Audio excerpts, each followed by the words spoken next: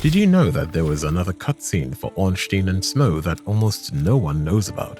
Most travelers in Lordran know that the defeat of a great foe often breathes life into a nearby bonfire. In the Golden Cathedral of Anor Londo, the Princess's Chamber's bonfire remains dormant, unlit, and non-existent until Ornstein and Smough are defeated.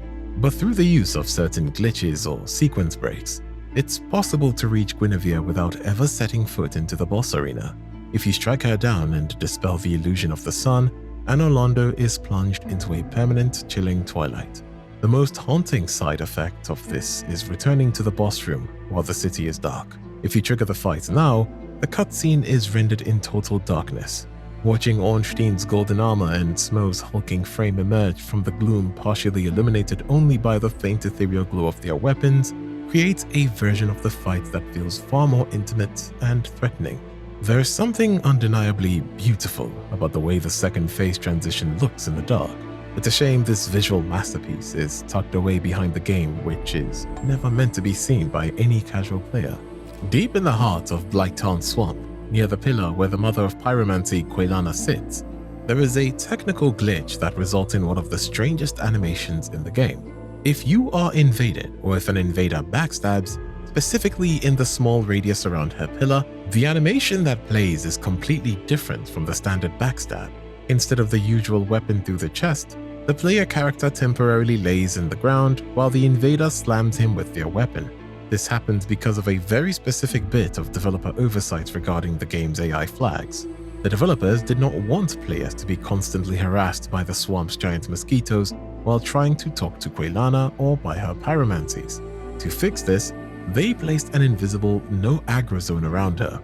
Instead of creating a brand new flag for this, they simply reused the logic from the catacombs, specifically the flag used for the coffin that transports you to Nito's Gravelord Covenant. When you are inside that coffin, the game needs to prevent enemies from attacking you, but it also needs a specialized way for invaders to punish those hiding inside it. The developers created a custom backstab animation specifically for when a player is hiding inside it. Because the exact flag was slapped onto the ground around Quelana, the game's engine gets confused when a backstab is triggered near her pillar. The game checks the flags, sees the Nito coffin logic, and assumes the host is currently lying inside the coffin. It then plays the specialized animation even though you are both standing out in the open air of the swamp. Long before the era of Let Me Solo Her, the Dark Souls community birthed a legend of its own. A build so iconic, so infamous, and so efficient that it transcends the game to become a permanent fixture of internet culture. This is the story of the Giant Dad.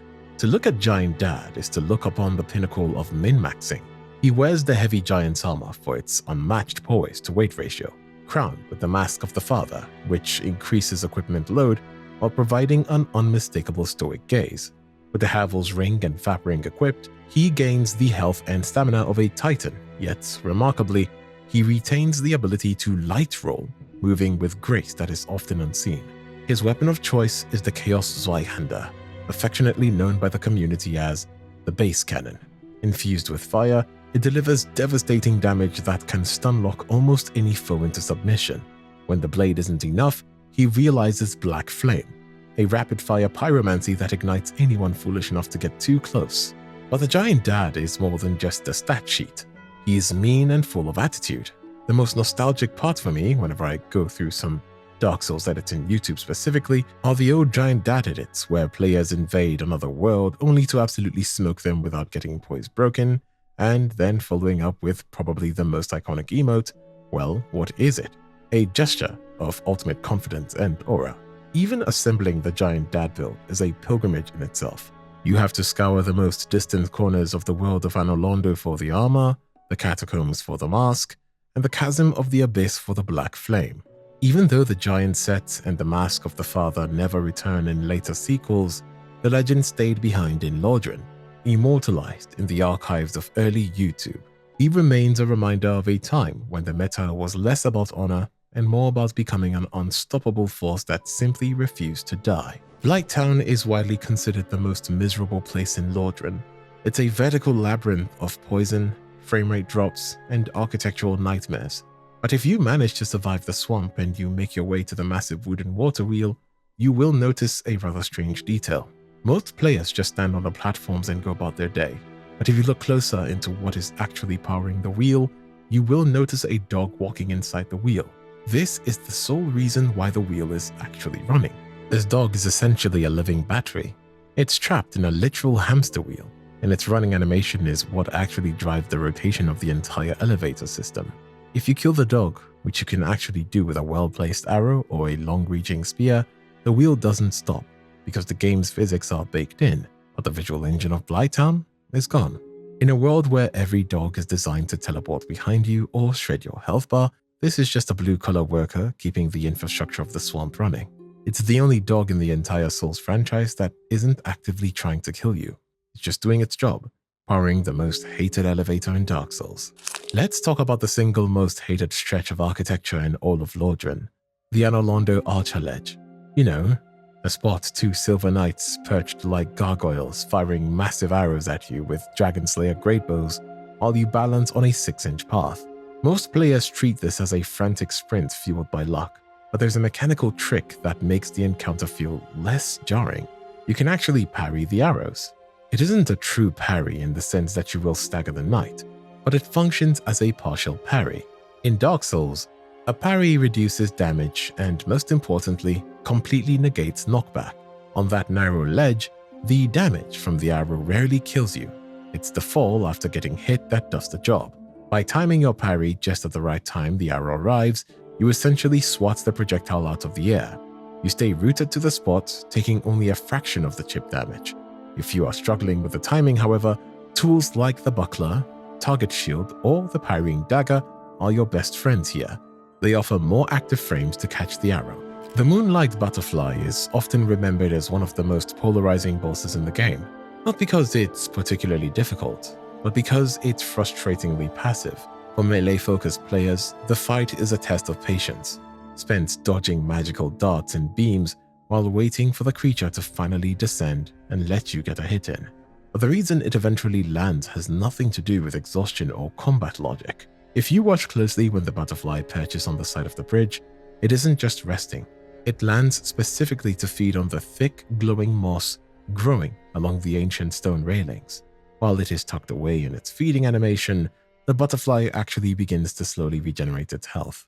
It is a bizarrely peaceful detail for a boss fight. While you are frantically trying to dump as much damage as possible into it before it takes flight again, the creature is essentially just stopping for a snack.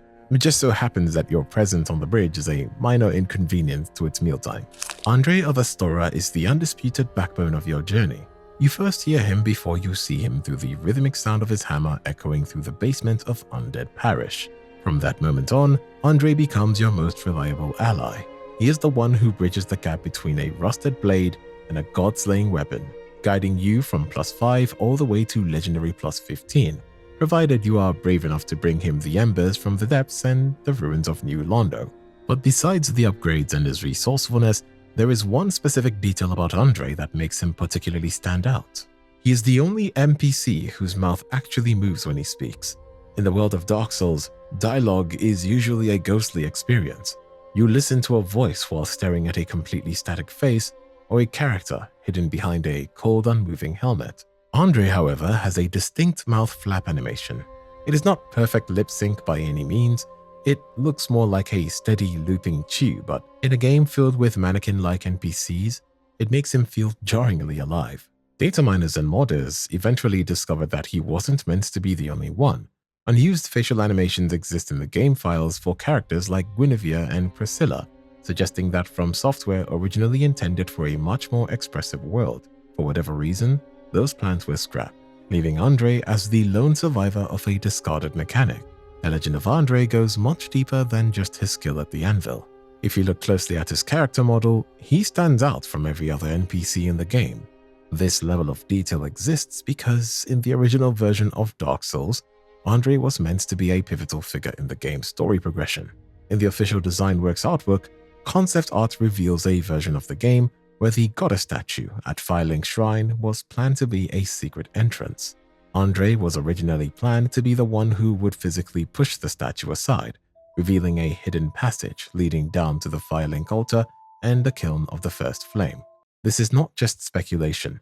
Data miners actually discovered cutscenes in the game's files showing the statue sliding open, confirming the mechanic was fully coded in the early build. Some translations of developer interviews suggest that Andre was even planned to be a descendant of Gwyn himself, with the reveal of the secret passage acting as his coming out as royalty. This would explain his massive physique and that he is the only one capable of forging weapons from divine embers. Ultimately, this role was likely cut to streamline the game's progression.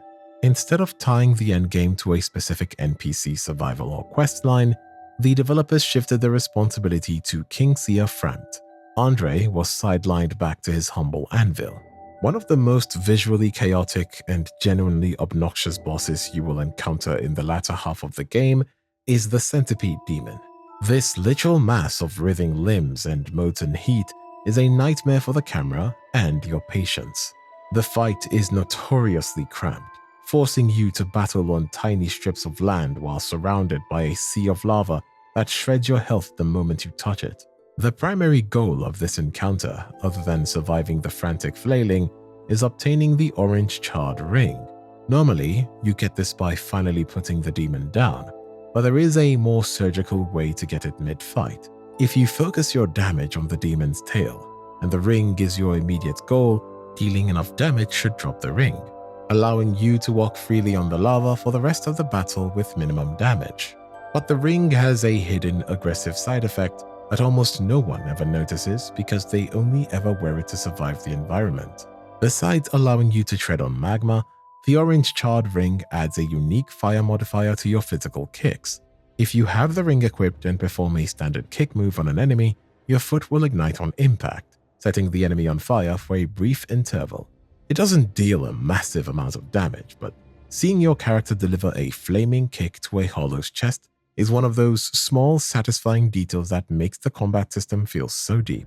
When you are looting items off the many corpses scattered throughout Lordran, you might notice a repetitive pattern in the character models. Dark Souls almost exclusively uses 3 distinct assets for item pickup: a standard male hollow, a bolder knight, and a female hollow. Of these 3, the female model is exceptionally rare, appearing only 10 times in the entire game.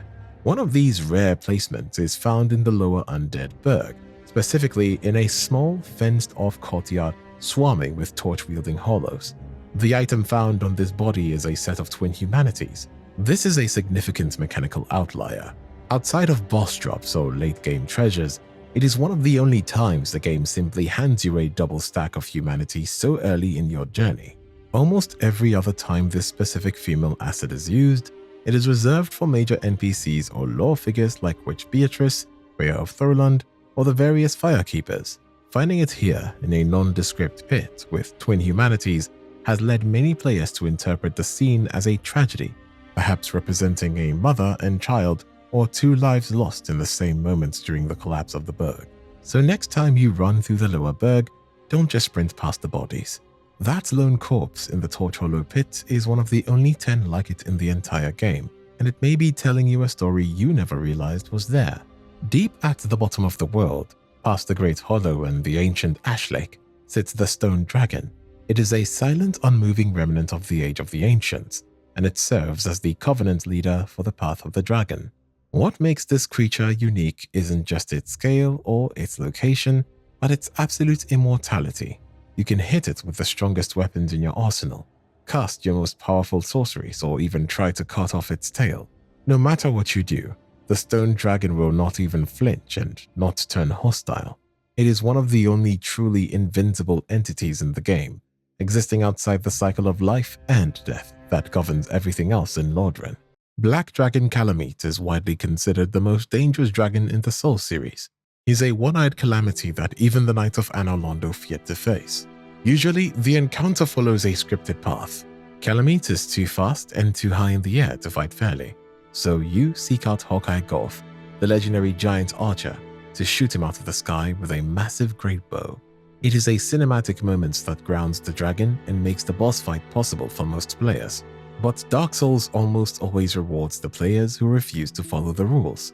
If you are exceptionally skilled, patient, and perhaps a bit stubborn, you can actually defeat Kalameet without ever asking for Golf's help.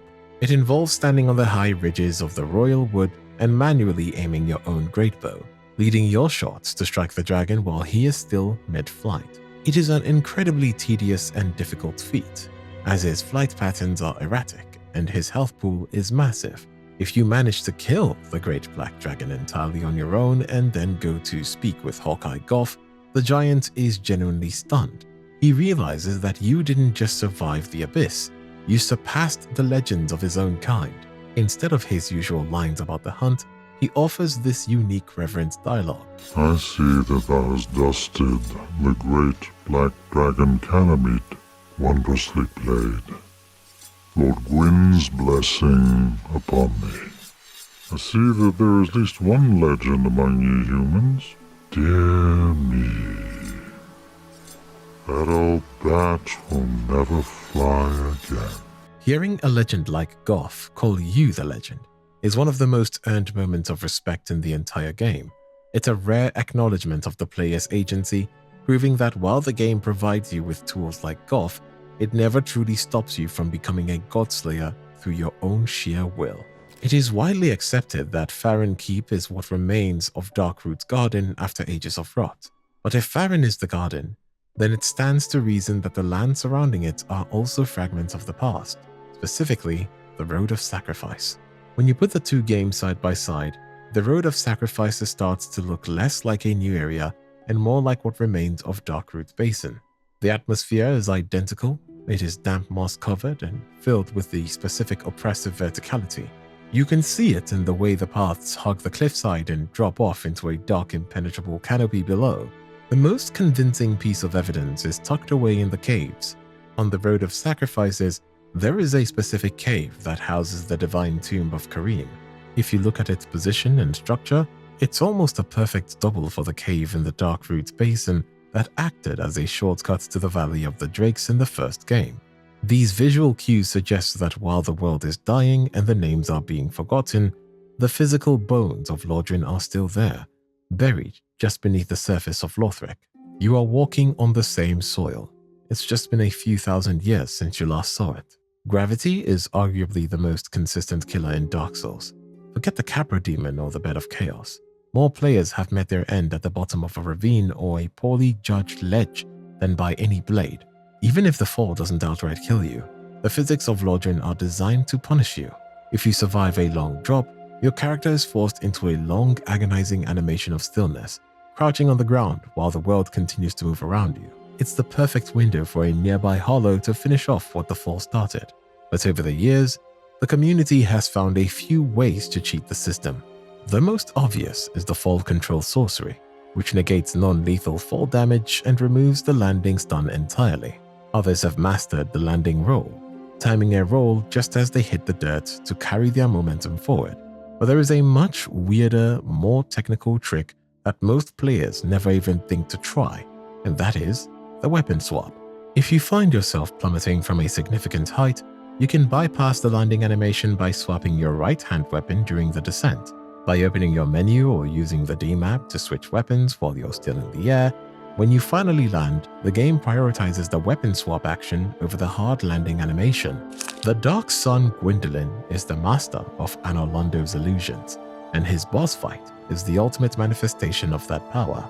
As you chase him through the Great Hall, he teleports further and further away, constantly peppering you with soul arrows and magic bursts while the marble walls seem to stretch into eternity. Most players view this as an infinite corridor, but that is not the case. If you have patience to keep running without landing the killing blow, the corridor eventually reaches a literal dead end. It takes a few minutes of constant sprinting, but the architecture finally catches up to the reality of the game engine. Gwyndolin will eventually find himself backed against a solid, unmoving wall with nowhere left to teleport. He becomes a stationary target, forced to stand his ground in a stalemate, where you can finish him off at your leisure. If you have delved into the path of the Dragon Covenant, you know that the ultimate reward is the Dragon Torso Stone. Using it transforms your character into a humanoid dragon, granting you a unique unarmed moveset and a powerful roast that acts as a temporary damage buff. Most players use the roar purely for that extra edge in a fight, or to stagger an enemy right in front of them, but its utility goes much deeper than just a simple shout. The shockwave from the roar actually functions exactly like the Wrath of the Gods miracle when it comes to the physics. This means you can use the Dragon Torso Stone to deflect incoming projectiles. If you time the roar just as an arrow or bolt, or even magical spells are about to hit you, the shockwave will swat them out of the air. It's an incredibly stylish way to deal with the giants throwing bombs at Sen's fortress. In most areas of Lordran, once a boss fog dissipates and the victory achieved banner fades, that arena becomes a safe, empty transition zone. But the Sanctuary Guardian at the start of the Ulasil DLC ignores that trend. After you have defeated the initial Sanctuary Guardian and progressed far enough to take down Knight Artorias, returning to that first clearing reveals a brutal surprise. The arena is no longer empty. Inside, 2 more Guardians have taken up residence there. Even though they lack the intimidating boss health bars of the predecessor, they are identical in every way, retaining the same erratic lightning strikes, the aggressive pounces, and the poisonous tail swipes that made the first encounter such a frantic introduction to the DLC. Each kill gives you 3,000 souls, allowing for a quick soul farming spot for the late game location. And it also offers a second chance at a rare piece of gear. If you missed the opportunity to sever the tail of the original boss, you can still obtain the Guardian Whip here by focusing your damage on the tail of either twin. Most players allow the intended path where they arrive in the Firelink Shrine heading up towards the Undead Berg or down into the ruins, but you can use a specific ledge to leap towards the Crow's Nest and return to the Northern Undead Asylum almost immediately after your initial escape. By returning this early, you trigger a glitch that reveals a strange unscripted version of one of the game's hidden bosses. If you drop through the collapsing floor to face the Stray Demon right after arriving in the Firelink, the encounter feels ghostly. The boss health bar won't appear at the bottom of the screen, and yet the usual swelling music never kicks in.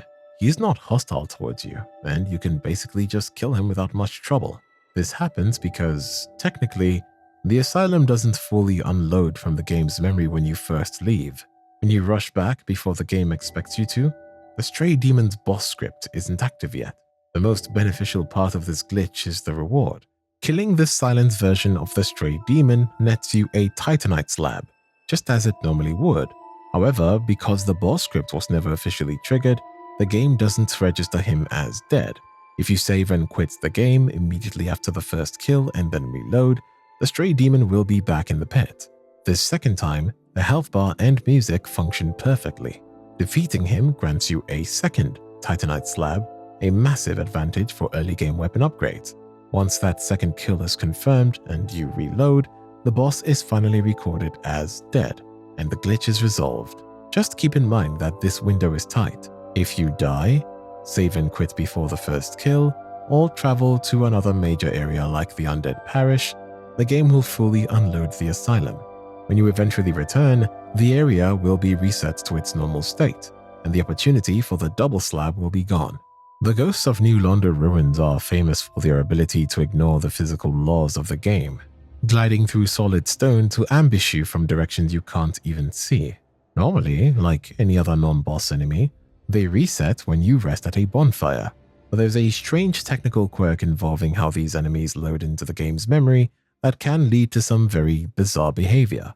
If you clear out a group of ghosts and then travel to the Undead Berg, specifically moving far enough away that the game unloads the New Londo cells, and then immediately come back without ever resting at a bonfire, you will expect the area to remain empty. Strangely, the ghosts often respawn anyway, but they return in a broken state. Because you didn't use a bonfire to reset the world, their scripts are not initialized correctly.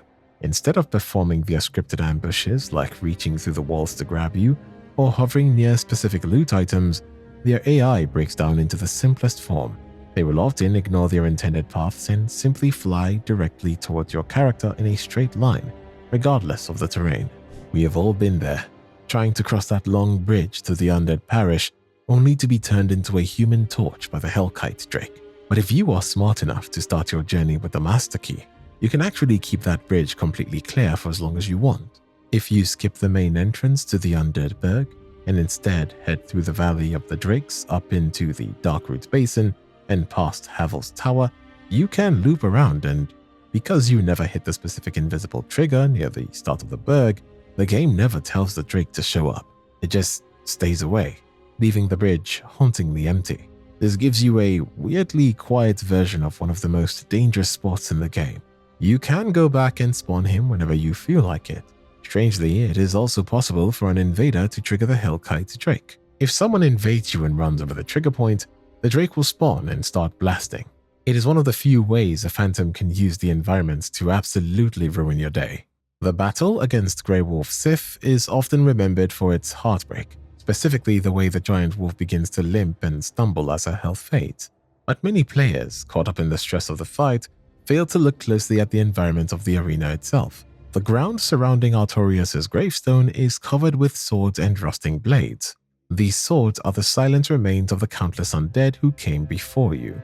Each represent a traveler who sought the covenant of Artorias' ring, believing that they were strong enough to venture into the abyss and succeed where the legendary Abyss Walker failed. The tragic irony of the fight is that Sif isn't guarding the grave out of a simple animal aggression or even just loyalty to her master's memory.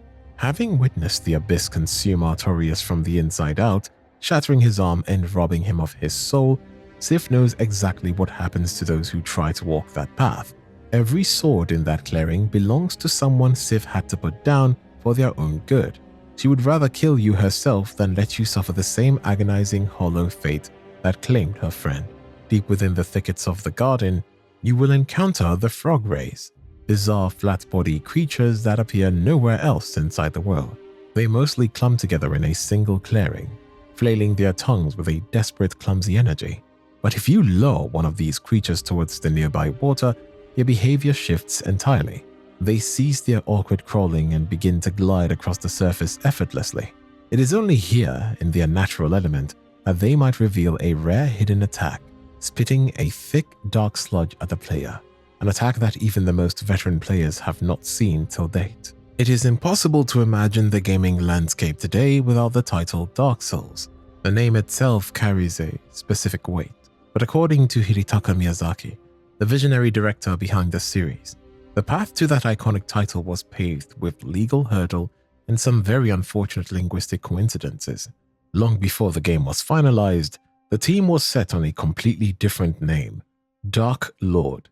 It fit the lore perfectly, but there was a significant problem. From Software could not secure the trademark because there were simply too many Dark Lords already existing in other media. Back to the drawing board, they pivoted to an even more controversial working title, Dark Race. This did not last long, as the team realized how easily that could be misinterpreted in international markets. It was scrapped almost immediately to avoid a PR nightmare before the game was even announced. This led them to Miyazaki's personal favorite, Dark Ring. This was meant to represent the dark sign, the secular black aura that marks those cursed with the undead plague. It was thematic, visually striking, and tied directly to the game's core mechanics. However, during a meeting with the British staff, as it turns out, in the UK, the Dark Ring is a slang term for the anus. Miyazaki later admitted that as soon as they realized their epic fantasy title would be the butt of every joke in England, literally, the name was dropped. Eventually, they settled on Dark Souls. In hindsight, it was the perfect save. The name did not label the game. It defined an entire genre of Souls-likes. Ironically, Miyazaki eventually got his Ring title years later with the release of Elden Ring, seemingly confident that enough time had passed for the slang to lose its sting. While we are on the subject of development, there is a hidden detail in the environmental design of the first Dark Souls that many people miss. In the first half of the game, the world is famous for its verticality, how everything connects back to Firelink Shrine through elevators and shortcuts. But once you obtain the Lord Vessel and the ability to warp between bonfires, that intricate map design starts to fade away. Areas like the Tomb of the Giants or Lost Izalith feel more linear and disconnected because the developers knew you would not be walking back through them. This shift in design is often cited by fans as the moment the game stops feeling like Dark Souls, as the physical struggle of navigating the world is replaced by the convenience of magic. By the time you finally descend into the heart of the Lost Izalith and the lower reaches of the Demon Ruins, the legendary polish of Dark Souls begins to show its cracks.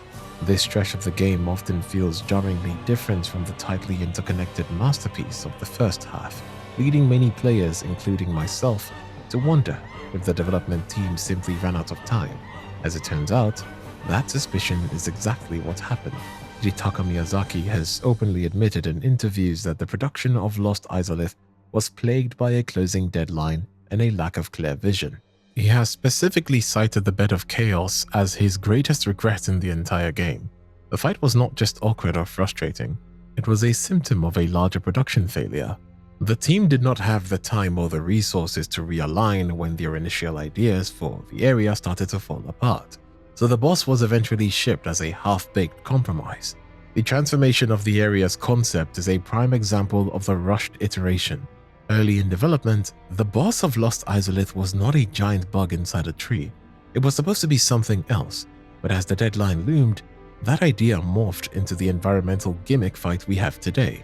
The signs of this frantic finish are scattered everywhere in the environment. You see it in the massive, empty lava plains, the literal copy-pasting of Taurus and Capra demons as standard mobs, and those bizarre dragon butt statues that felt like they belong in a different game entirely. Even cinematic moments like Quelaag's intro and encounter with Ceaseless Discharge were labeled as missed opportunities by Miyazaki, who felt they did not live up to the standard of the rest of the world. While Dark Souls is famous for its jolly cooperation, the game's combat engine allows for some strange interactions between you and your summoned allies. We usually think of parrying as a high-stakes defensive move reserved for hostile hollows, black knights, or invaders trying to ruin your day. But there is a hidden mechanic, or perhaps just a leftover quirk of the game's physics, that lets you turn your shield against your friends. You can actually parry your own friends' phantoms. If you time your parry perfectly against the sword of a Sunbro or a white phantom in your world, you will hear that iconic, satisfying thud and see the phantom's weapon get swatted away as they stagger backwards. It is a fun, low-stakes way to practice your timing with a friendly or just mess around while waiting for a boss fog to clear. The catch, however, is that the game's loyalty system prevents things like that from getting too violent. While you trigger the parry and stagger animation, you cannot follow up with a repose. Your character won't initiate the brutal crit animation on a friendly player, no matter how much you perfectly timed the deflection. It is a harmless little addition to the multiplayer experience, allowing for a bit of a friendly competition, without accidentally sending your best friend summoned back to their own world. Speaking of useless items, we have to talk about the Pendant. When you are creating your character, you can choose this as a starting gift, with a description that claims it has no effect, but is filled with fond memories.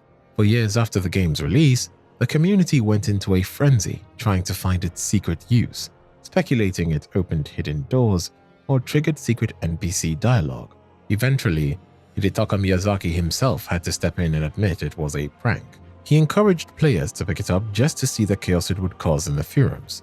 However, there is one technical use for it. You can trade it with Snuggly the Crow for a souvenir of reprisal. While it does not unlock a secret ending or a hidden god, well, it's safe to say that the people who unfortunately fell for this have been Miyazaki.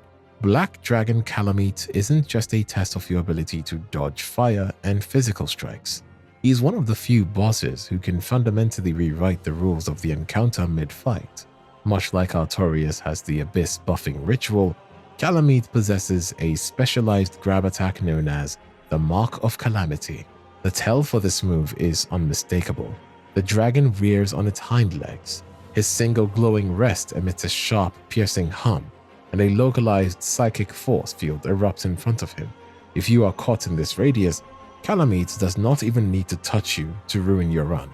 You are lifted into the air by sheer force, slammed into the dirt, and branded with a growing orange eye icon that lingers above your head. For the next 60 seconds, you are effectively a glass cannon without the cannon. The Mark of Calamity is a debuff that causes you to take double damage from every source. In a fight where Kalameet's standard physical swipes can already take half your health, being marked turns every minor mistake into a definitive "you died" screen. This mechanic is one of the most brutal status effects in the series because of how it lingers. Unlike poison, which drains you over time, or bleed, which triggers a flat burst of damage, The mark forces you to play perfectly under extreme pressure. The lore behind this power is tucked away in the Calamity ring, which players receive upon defeating the dragon.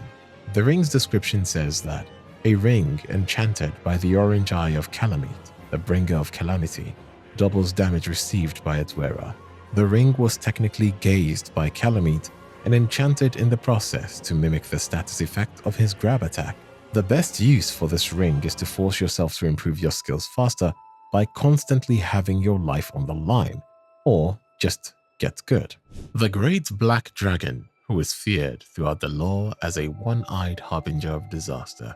This one-eyed theme is central to his identity. It is the source of the orange glow that brands you with the mark of the Calamity. If you manage to sever his tail, you will receive the Obsidian Greatsword, which explicitly describes him as the one-eyed black dragon. However, if you take a moment to look past the intimidating glow and examine Kalameet's character model closely, the reality is a bit more ironic. Despite the legend, Kalameet actually has two functional physical eyes on the side of his head, just beside his glowing eye at the center of his forehead.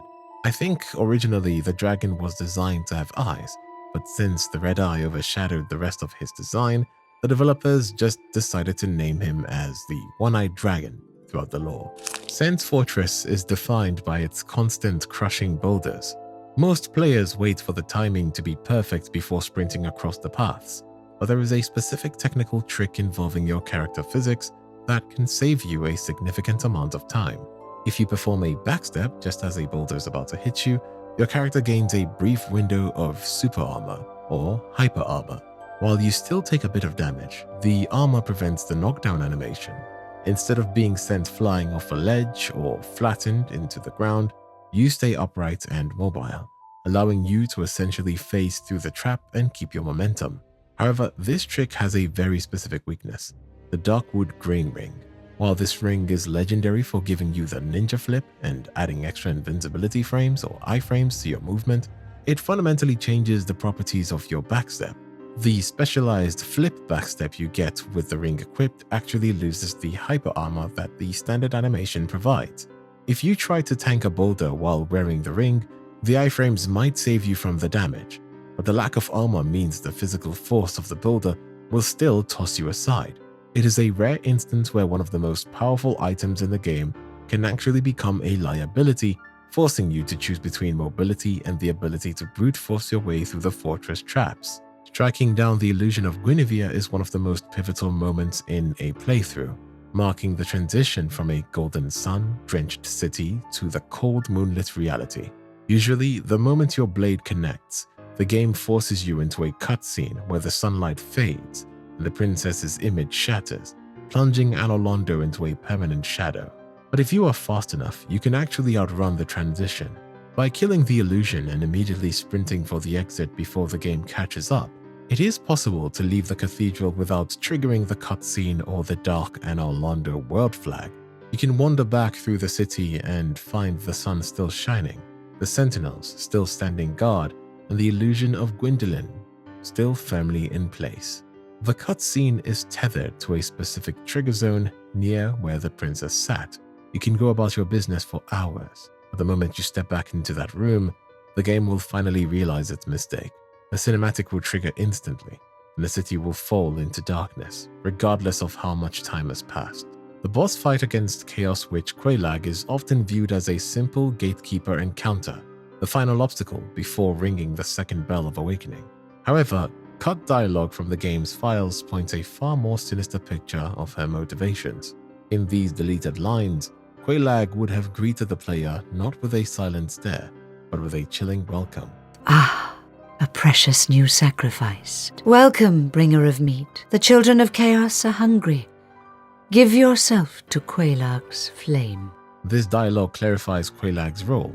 After her sister, the Fair Lady, chose to swallow the poisonous blight of the swamp to save its inhabitants, she was left profoundly weakened and near death. Quelaag's aggression towards you isn't born of malice, but of a desperate protective instinct. She serves as her sister's guardian and a literal hunter of the undead, prowling the entrance to the demon ruins to harvest humanity required to sustain her sister's fading life as a firekeeper. When you strike her down, you're removing the only provider for a dying woman who gave everything for a dying woman. Throughout Lordran, you might have noticed your humanity counter occasionally ticking up by 1 after killing a group of enemies. This is not random. It is a hidden point system tied to enemies who were once human. Usually, you have to grind through dozens of foes like the Crystal Hollows in the Duke's Archives to earn a single point of soft humanity. However, there is a very specific glitch in the archives that lets you bypass the grind entirely. Possibly as a secret form of compensation for the scripted forced death you suffered during your first encounter with Seath the Scaleless, the very first Crystal Hollow you kill after escaping the prison cell is programmed to always drop a point of soft humanity. Under normal circumstances, this would be a one-time reward, but if you warp to the Duke's Archive bonfire, kill a single hollow to get your humanity, and then warp specifically to the Undead Parish bonfire before warping back, the game's internal counter resets. You can repeat this loop indefinitely to farm soft humanity, provided Seath is still alive. For some reason, the logic only resets when warping from the parish. Any other bonfire will leave the encounter finished. Strangely, this humanoid point logic is completely broken in the painted world of Ariamis. Despite being filled with the creatures that were once human like the engorged zombies or the phalanx, none of them contribute to your soft humanity counter. Even the wheel skeletons, which counts towards your humanity when killed in the catacombs, offer nothing but souls in the painted world. It's as if the world inside the painting is so disconnected from the reality of Lordran that the concept of humanity no longer applies to its residents. As you descend into the twisted vertical labyrinth of the Great Hollow, you might notice your soul counter suddenly tick up by exactly 400 for no apparent reason. You haven't swung your weapon, and there isn't an enemy in sight, but the game rewards you as if you've just claimed a victory. This happens because of a minor oversight in the map's collision data. When you cross the threshold into the area, the game triggers the spawn points for the local basilisks. However, 2 of these bug-eyed creatures have spawn coordinates that sit just outside the physical geometry of the tree. The moment they materialize, they plummet into the infinite void below.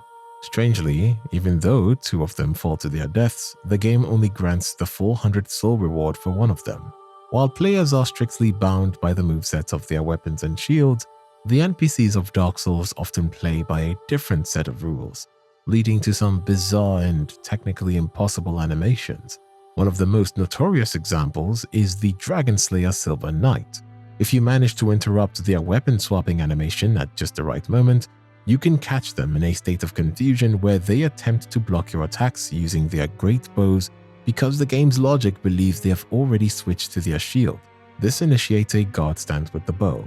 This technical inconsistency extends to many of the game's humanoid enemies. The shield hollow bashes with shields that can only parry. Even specialized NPCs like the Dark Moon Knightus and Knight Lothric have access to movesets denied to the chosen undead. Both character features and dedicated block animations use their parrying daggers. While a player can only use these daggers to strike or deflect, these NPCs use the block as a visual indicator.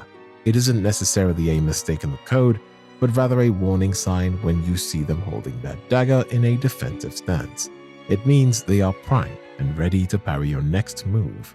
Before you even take your first step into the Northern Undead Asylum, Dark Souls presents you with a subtle technical slip-up that persists to this day. During the character creation process, when selecting your starting gift, you are given the option to choose something called the Goddess's Blessing. Interestingly, if you scour the game's entire item database, you will find that no such item actually exists. Once you finalize your character and load into your world, you will discover that this gift manifests in your inventory as 3 divine blessings. This discrepancy is widely believed to be a simple translational error that slipped through the cracks during the localization process. It is a small lingering reminder of the game's complex development, when names for items were still standing even as the final menus were being polished. If we are diving into the history of the Dark Souls community, we have to talk about one of the most persistent and beloved fan theories ever conceived, Solaire of Astora, as Gwyn's Firstborn. Back in the early days of the game, this theory felt like an absolute certainty. The breadcrumbs were everywhere. The Warrior of Sunlight Covenant is centered around lightning miracles, and the lore explicitly states these were the inheritance of Gwyn's eldest son, the god of war, whose name was struck from the records of history. Solaire isn't just a member, he is the face of the Covenant, hurling lightning spears with the same divine powers as the Lord of Cinder himself. Combined with his cryptic quest to find his very own son, it seemed obvious that Solaire was the fallen prince searching for his lost glory. However, if you look at the item description, then you realize that the theory begins to crumble. The Ring of Sun's Firstborn and Sunlight Blade Miracle speak of the god of war's exile, but they never bridge the gap to Solaire. The most telling piece of evidence is Solaire's own gear. The description from the Armor of the Sun points out that the radiant sun emblem on his chest was not a divine sigil. It was something he painted on himself. His legendary prowess did not come from a royal bloodline. It came from the rigorous training and a sheer unwavering will. Solaire never claims divinity. He identifies only as a knight of Astora on a personal pilgrimage. The final nail in the coffin arrived years later in Dark Souls 3. The game introduced the Nameless King, a drake riding Titan who is explicitly identified as Gwyn's firstborn. This revealed that the god of war was a warrior who had betrayed his father to side with the dragons, ending the decade-long debate once and for all. Solaire was not a god in disguise, and in a way that makes him more iconic. This fact is for the music nerds who have spent hours dissecting the sounds of Lordran. The theme for Gwyn, Lord of Cinder, is one of the most iconic pieces of music in gaming history, specifically because it subverts every expectation of a final boss track. Instead of a booming orchestra, we get a lonely repeating piano melody, but there is a technical detail hidden in the sheet of music that serves as a brilliant mechanical nod to Gwyn's character lore. If you attempt to play Gwyn's theme on a piano, you'll realize something strange. Almost the entire composition is played using only the white keys. In the lore of Dark Souls, Gwyn's greatest fear was the coming of the Age of Dark, the era of humanity, and the Black Soul. He was a being of pure light, a god who sacrificed everything to keep the first flame burning and stave off the shadows. The decision to compose his final theme using almost exclusively white keys is a mind-blowing detail. This is one of the reasons why I personally love Dark Souls. Even the smallest things have a hidden meaning underneath them. Once the final embers of Gwyn are extinguished, Dark Souls gives you two options that decides the fate of the world. To link the first fire, if you choose to rekindle the first flame, you essentially sacrifice yourself in the process to act as a fuel to extend the Age of Fire.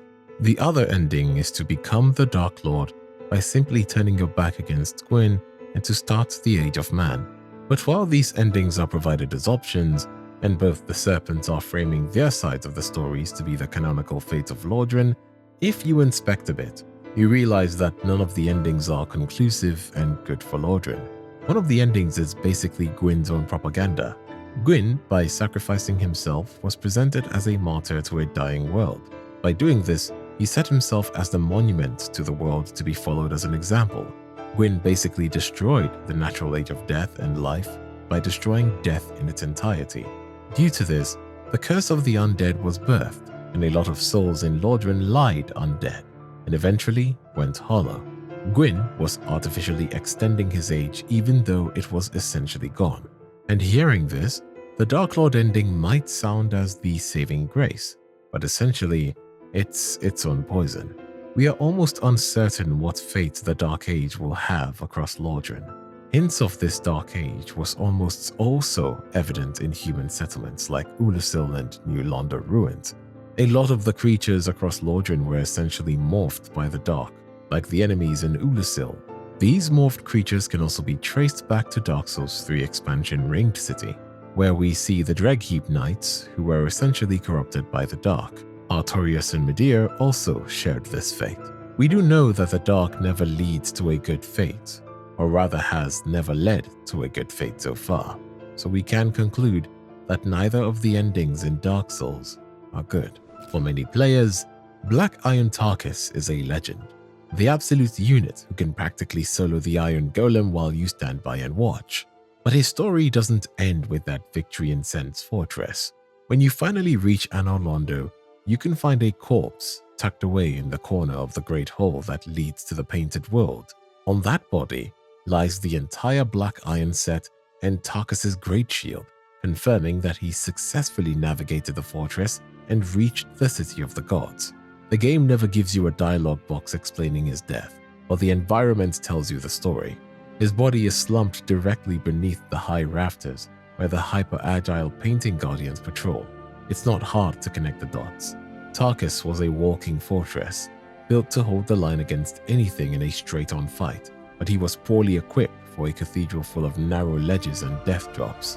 Whether he slipped or was simply overwhelmed by enemies he couldn't catch, his journey ended at the base of those rafters. His gear reflects the man he was. The Black Iron set is described as being made of a special black iron that offers unmatched fire resistance, but it is so terribly heavy that almost no one could ever use it. The Black Iron Great Shield is even more extreme. It is massive, dense, and nearly immovable once raised. It's a tragic irony that the very armor that made him invincible against the golem's physical might was likely the very thing that ensured he wouldn't survive a single bad step. In the end, Tarkus' story concludes the same way he helped so many others begin, with gravity proving to be the real boss of Lordran. The common theory regarding Iron Knight Tarkus is that he simply succumbed to his own weight, falling from the rafters of Anor Londo and dying where we find his body. However, there is a more obscure theory suggesting that Tarkus did not just fall. He actually made it inside the painted world of Ariamis.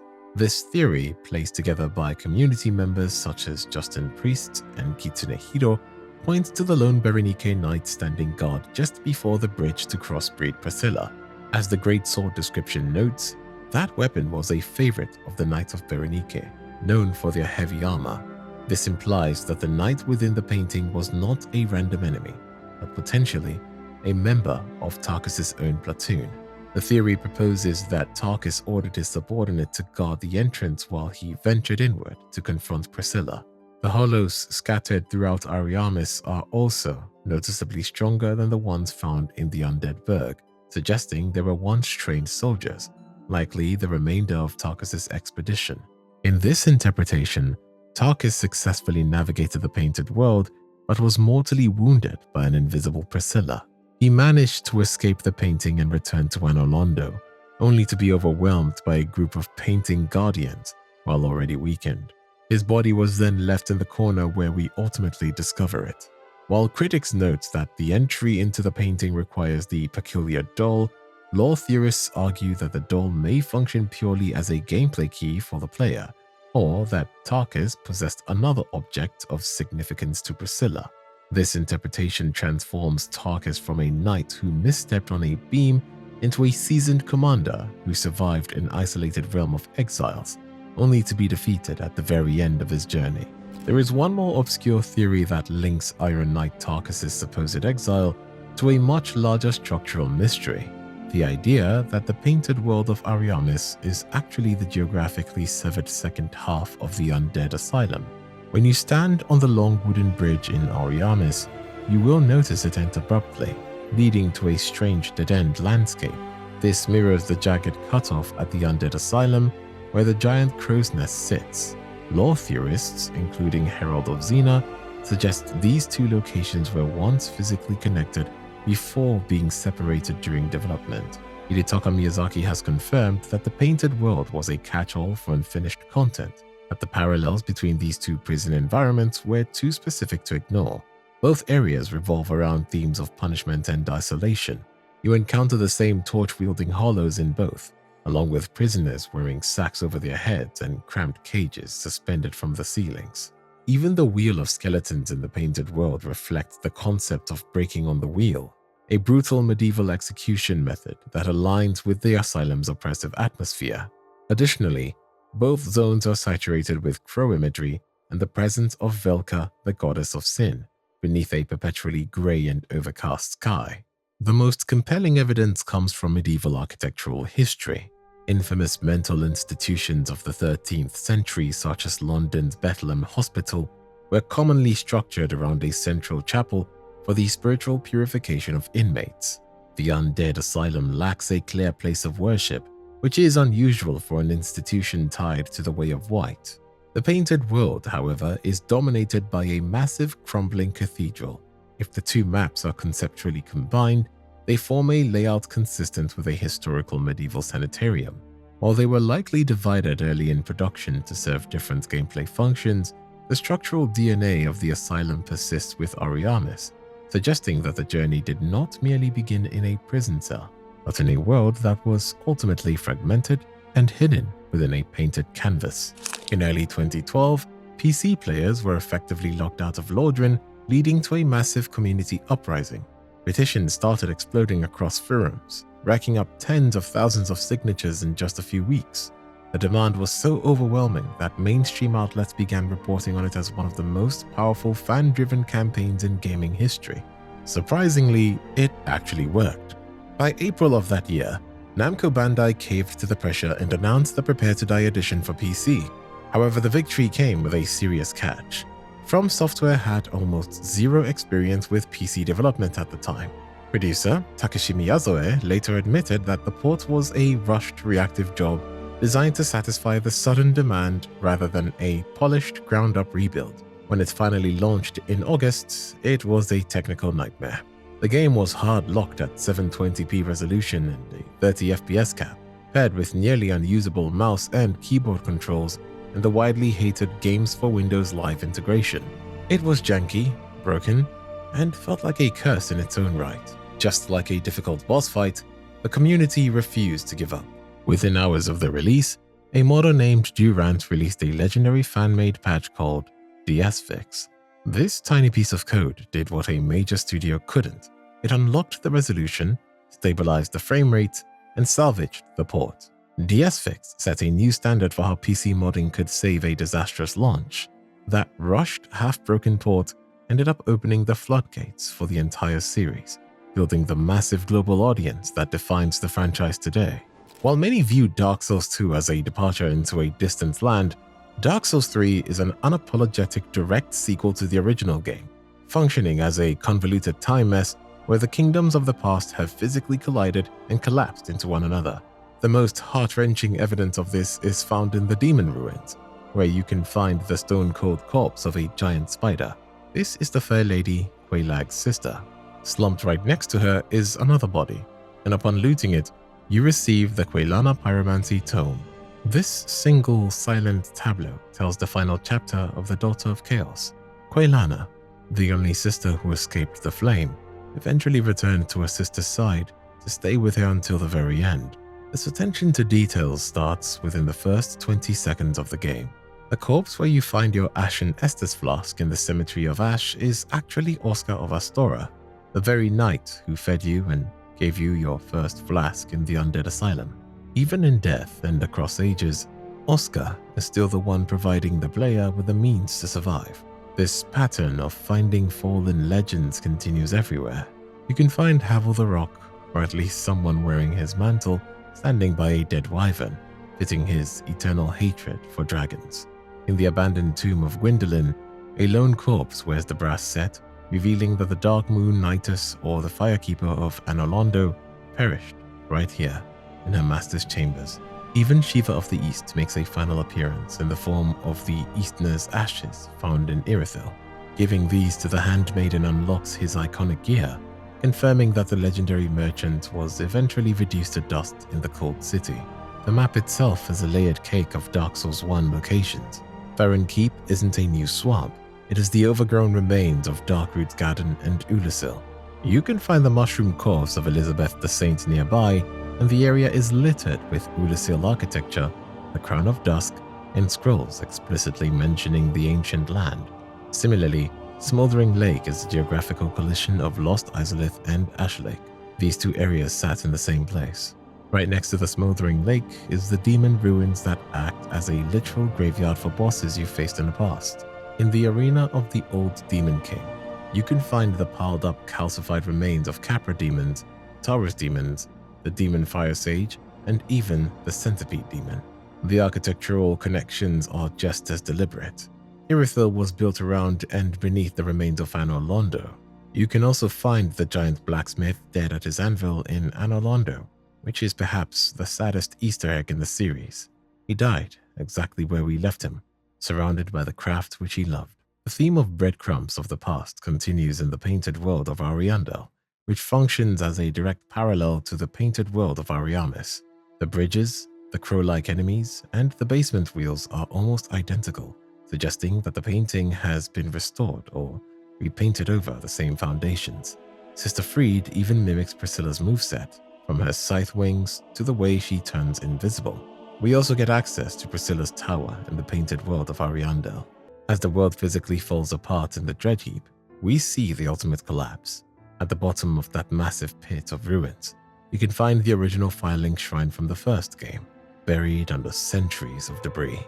Miyazaki had built a world where every item description and every misplaced corpse is a deliberate nod to a legacy that is finally, slowly, being forgotten.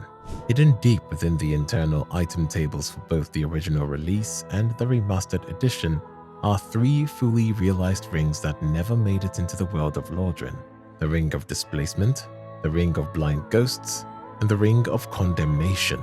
These are not just empty placeholders. They have unique icons, names, and lore descriptions buried in the code. Because they lack any legitimate spawn point or merchant links, they exist only as data ghosts, accessible to data miners and modders. The Ring of Displacement was designed as a high-stakes insurance policy.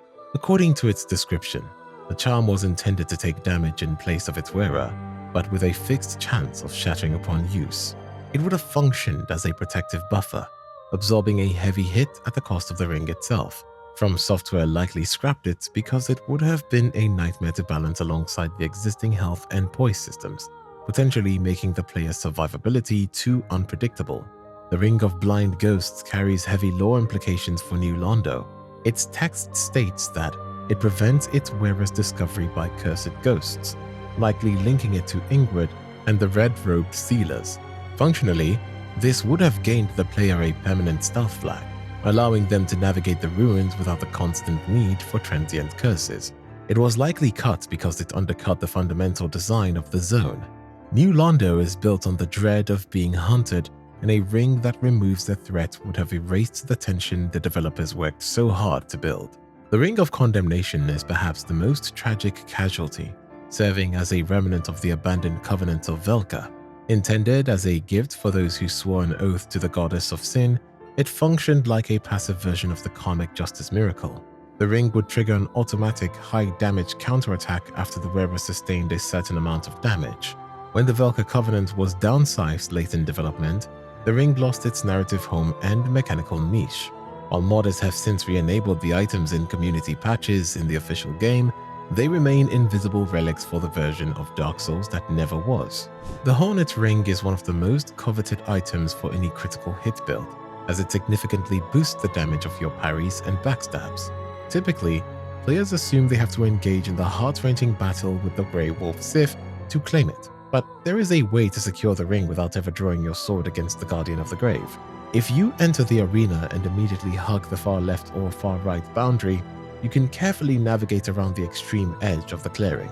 By staying as close to the cliffside and the foliage as possible, you can skirt the trigger for the boss entirely. This allows you to walk right to the back of the grave, loot the corpse containing the ring, and simply walk back out or use a homeward bone. It is a useful trick for early game builds that need that critical damage boost. One of the more unique rescue missions in Lordran involves the Golden Crystal Golems, the stronger gleaming variants of the standard blue golems. There are only 2 of these creatures in the world that hold living prisoners, one in the Darkroots Basin containing the Dusk of Ulasil, and another in the Duke's Archive holding Siglind of Katarina. While it is common knowledge that killing the golems frees these characters, most players miss a disturbing visual detail during the fight itself. If you manage to stand still or zoom in on the golem's head before shattering it, you can actually see the character trapped inside. They are not just inside in the metaphorical sense.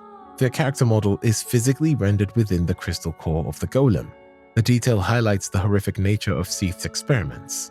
Beyond just being kidnapped, they were being physically integrated into the crystalline structure of the golems.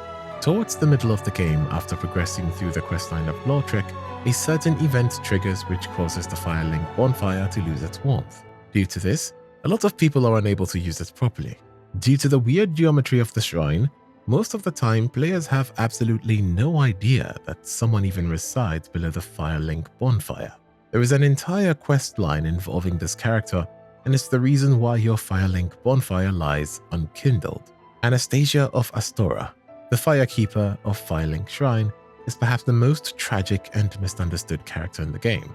For most of your journey, she is a silent prisoner behind iron bars, her tongue removed to prevent her from speaking. If you choose to complete her questline by hunting down Knight Lothric and retrieving her soul, you can restore her to life. However, even after regaining her voice, she remains deeply traumatized by her perceived impurity. Upon being revived, she will speak to you with a crushing sense of shame, saying, "Thank you. I am Anastasia of Astora. Now I can continue my duty as a keeper. But I only hope that my impure tongue does not offend. Please, if you have any heart, leave me be. I wish not to speak."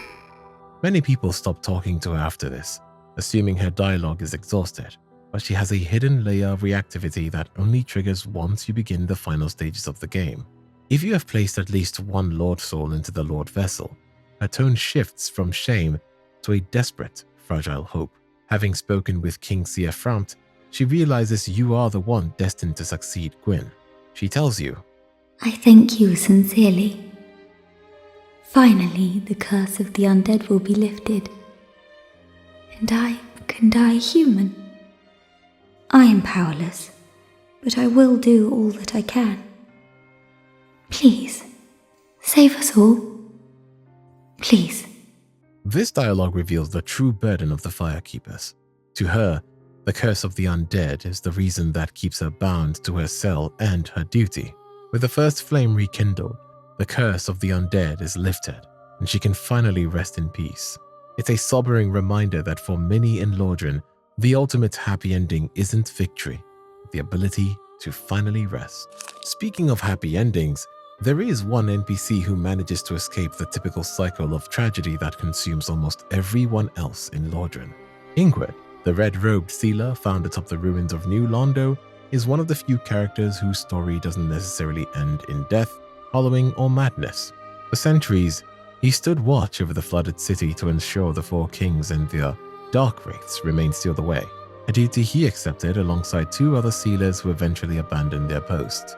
Once you obtain the Lord Vessel and prove your strength, Ingrid hands over the key to the seal, finally fulfilling his ancient obligation. If you speak to him after the Four Kings have been defeated, he realizes that his long vigil is finally over. Unlike the crestfallen warrior of Solaire, who often lose their purpose and succumb to madness or hollowing, Ingrid decides to leave the ghost of New Londo behind.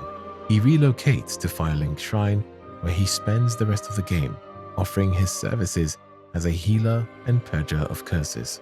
In a world where almost every questline concludes with a heart-wrenching boss fight or a lonely corpse, Ingrid's quiet retirement to the shrine is a rare moment of peace. He is a survivor who simply did his job, saw it through to the end, and walked away with his humanity intact. The deep, fragmented storytelling of Dark Souls is usually its own reward upon discovery and piecing the lore together like a puzzle. But for one fan, mastery of the lore actually translated into a massive financial windfall. In late 2015, just months before the release of the third installment, Bandai Namco launched an official competition titled My Dark Souls Story. The prompt was deceptively simple: explain the dense labyrinthian narrative of the series to a newcomer in a video under 5 minutes. Considering the game's lore is famously buried in item descriptions and cryptic dialogue, this was essentially asking fans to translate a puzzle into plain English. The stakes for the contest were remarkably high. While second place walked away with a lifelike statue of the Soul of Cinder, the grand prize winner was awarded a staggering $10,000. Bandai Namco was not just looking for a dry recap. They judged entries based on original production quality and how well the creators could encapsulate the feeling of the story. It was a brilliant marketing move, outsourcing the explanation of a notoriously complex world to the very people who had spent years obsessing over it. The winner, Stephen Dixon, took home the grand prize with a unique entry titled Biography of the Chosen Undead. Instead of a standard lore dump, he framed the video as a mockumentary parodying prestige history archaeological findings, complete with the dramatic, slightly absurd tone you find on the History Channel. It managed to turn the confusing duality of the Framt and Cath into something hilarious and digestible. This contest remains a legendary moment in the community, proving that the hours fans spend reading about ancient gods and crushed rings can actually pay off in the real world. It turned the puzzle of the lore into a bridge for new players, ensuring that by the time Dark Souls 3 arrived, a whole new generation understood the tragedy of the first game. In a world full of powerful sorceries and miracles, Seek Guidance stands out as one of the most mechanically niche spells in the game. On the surface, it is meant to help players navigate the treacherous world by revealing more player messages and uncovering hidden developer messages. However, it possesses a very specific and largely useless function regarding the game's rating system. Normally, you can see that a message has been rated, but you have no way of knowing whether those ratings were positive or negative. Seek Guidance is the only way to actually see the breakdown of those ratings. Given that most players use messages to prank others into jumping off cliffs or hitting illusory walls that don't exist, knowing the exact number of downvotes does not actually help you survive. It confirms that someone was trying to trick you. The final choice in the kiln of the first flame is often framed as the ultimate climax. You either link the fire or walk away to become the Dark Lord. But for many first-time players, the weight of the moment can be overshadowed by the realization that they still have unfinished business in Lordran. If you accidentally kill Gwyn and realize you forgot to tackle the DLC or finish a specific quest line, you might feel trapped in the arena. The game seemingly forces you to make a choice to progress to the credits, but there is a slight coward's exit. If you use a homeward bone or the homeward miracle inside Gwyn's boss arena after he is dead, the game won't let you walk back to the Firelink Shrine. Instead, it will simply spawn you right back at the bonfire inside the kiln. Once Gwyn is down, the game locks the exits. You are tethered to the first flame, whether you like it or not. The only way out is forward into the credits and the inevitable start of New Game Plus. Navigating pitch-black areas like the Tomb of the Giant is one of the most stressful experiences in Dark Souls. To help, the game provides 3 distinct methods of illumination: the Sunlight Maggot Helm, the Castlight Sorcery, and the Skull Lantern.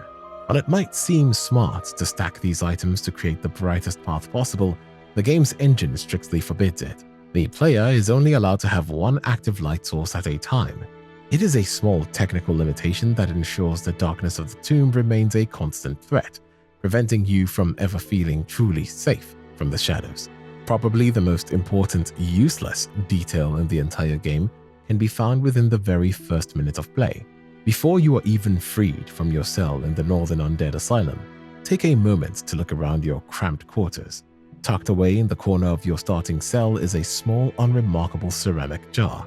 While the game doesn't give it a name or an item description, the community has affectionately labeled it the Poop Jar. It is a tiny, grim piece of environmental world-building that reminds you that even the legendary Chosen Undead had very human needs during their long, hollowed imprisonment.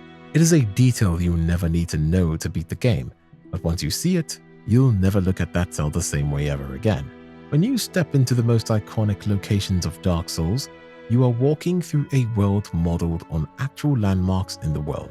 Anor Londo is the most famous example of this. Masanori Waragai, one of the game's concept artists, revealed that the terrifying section where you navigate the narrow flying buttresses was directly inspired by his real-life visit to Milan Cathedral. He had walked beneath those massive stone supports in real life and realized they would make for a perfect, albeit dizzying, platform challenge. The drowned city of New Londo ruins draws its inspiration from a different kind of landmark. Hidetaka Miyazaki admitted that the design was based on Mont Saint-Michel, the tidal island off the coast of Normandy, the real-world city's relationship that was deliberately flooded to contain the spread of the abyss. The physical isolation and the way the stone structures emerge from the water mirror the haunting, lonely atmosphere of the French island. Even the Duke's archives have some surprising DNA. Miyazaki expresses a personal excitement for designing a massive library, but his favorite inclusion was the revolving staircases. In a rare crossover of influences, he noted that those shifting platforms were inspired by the moving stairs in Harry Potter, while fans have also pointed out the uncanny resemblance between the archives and the Georges Peabody Library in Baltimore with its soaring ironwork and stacked galleries. The Hogwarts connection remains the most unexpected. Speaking of architectural design and the Grand Cathedral of Anor Londo, we have to talk about the most iconic duo in the franchise, Ornstein and Smough. While Ornstein is often viewed as the noble knight, Smough's design carries a creepy undertone that is easy to miss during the chaos of the fight. If you look closely at Smough's golden helmet, you will see a smiling angelic baby face with wide, serene eyes. However, according to Hidetaka Miyazaki, that is not Smough's face. His actual eyes are hidden much lower, peering through a narrow dark slit beneath the smile. He's a man who literally wears a mask of joy while turning his victims into paste. This unsettling detail is backed up by his sole description, which labels him as an eerily gleeful executioner. The developers took this characterization so seriously that they hid specific audio triggers in the game's files. If you manage to mute the swelling orchestral music during the fight, you can actually hear Smough's faint, giggling laughs during his heavy hammer swings. He's not just doing his job, he is genuinely enjoying the slaughter. Smough enjoys the slaughter so much that he does not even think a second time before he crushes Ornstein into dust in the cutscene, provided you kill him first. The story of the Anor Londo duo would have been incomplete without addressing the mystery of the Dragon Slayer Ornstein. For years, players believed they had ended his story in that cathedral, but Dark Souls 3 completely appended that assumption. In the desolate heights of Archdragon Peak, you find his armor and spear simply lying on the ground, discarded. This discovery fueled one of the most compelling theories in the community. The Ornstein we fought in the first game was never actually there. The theory suggests that Ornstein was actually an illusion created by Gwyndolin to protect the image of a thriving Anor Londo, much like the sunlight in Guinevere herself. This would explain why he dissolves into golden dust upon defeat, and more importantly, why he is still alive ages later to make the pilgrimage to the peak. Finding his gear abandoned at the peak implies a final conclusion to his arc. He finally reached the master he once served, and having found him, he no longer had a use for the armor of a dragon slayer. Whether he transcended humanity to become a dragon himself, or simply laid down his arms to find peace. It is a rare instance of a character finding a path out of the cycle of fire. Siegmeyer of Katarina is arguably the most beloved NPC in Lordran, but his questline is a minefield that most players accidentally sabotage without ever realizing it. His progression is dictated by a series of hyper-specific flags that start as early as Sen's fortress. For instance, if you clear the entire fortress, Siegmeyer will never move to Anor Londo unless you physically rotate the boulder launching lever at least once. If you neglect to exhaust his dialogue at the fortress gate, you might even bug his later triggers, leaving the Onion Knight stuck in the place forever. Should you navigate these early steps, Siegmeyer proves to be remarkably generous, though his rewards are often as eccentric as he is.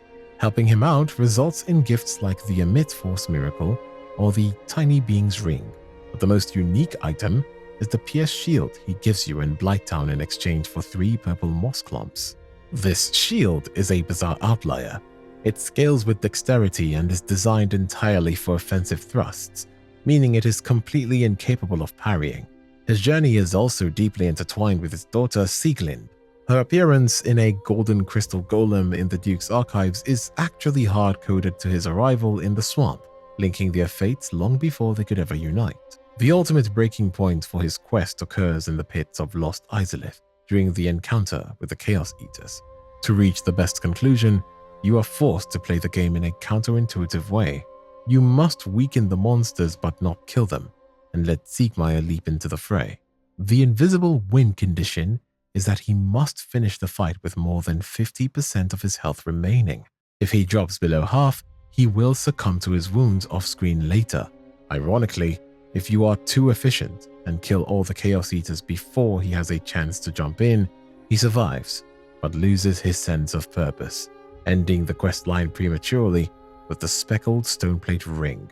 Managing this razor-thin health margin is the only way to see the story through to its conclusion at Ash Lake. There, Sieglind will reward your efforts with the Titanite Slab, the rarest upgrade material in the game. It is a rare moment of closure for a Katarina family member, though it comes at the cost of Siegmeyer's pride. As a final, darker detail, those who have joined the Dark Wraiths can use the Dark Hand to drain up to 4 humanity from him. While technically profitable, the health loss from the grab usually makes his survival in the upcoming Chaos Eater fight almost impossible. Shiva of the East is known as the enigmatic leader of the Forest Hunters and one of the most specialized merchants in the game. In the finished version of Dark Souls, his role is relatively straightforward.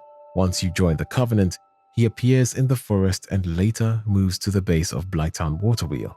There, he serves as a hidden merchant selling rare Eastern weaponry, always shadowed by a silent, invisible ninja bodyguard who drops the Covenant Darkwood Grain Ring upon death. However, hiding within the game's data is a much more complex and sinister questline that was cut before release. Data miners discovered a series of unused dialogue lines where Shiva recognizes the Chaos Blade if the player is carrying it. He becomes obsessed with the weapon, pleading, "Your sword. Is it not the Chaos Blade? I've been searching for her for ages. I beg of you, and I promise repay you. Will you give the sword to me?" This dialogue suggests a tense interaction where the player's refusal would have triggered a betrayal. To confirm this, researchers found a scrapped item in the files, a black-eyed orb. Its description explicitly states its purpose: invade the world of Shiva and subdue him to reclaim the Blade of Chaos. When modders re-enabled this content, it revealed a full-scale invasion event set in the courtyard of the painted world of Ariamis. You would have been tasked with hunting Shiva and his ninja down to take back your stolen weapon. In the final game, the entire arc was stripped away, leaving Shiva as a simple shopkeeper. In the released version of the Artorias of the Abyss DLC, the legendary Abyss Walker is a tragic wordless beast. He greets you with a terrifying distorted shriek and attacks with a feral unpredictability that suggests his mind is completely gone.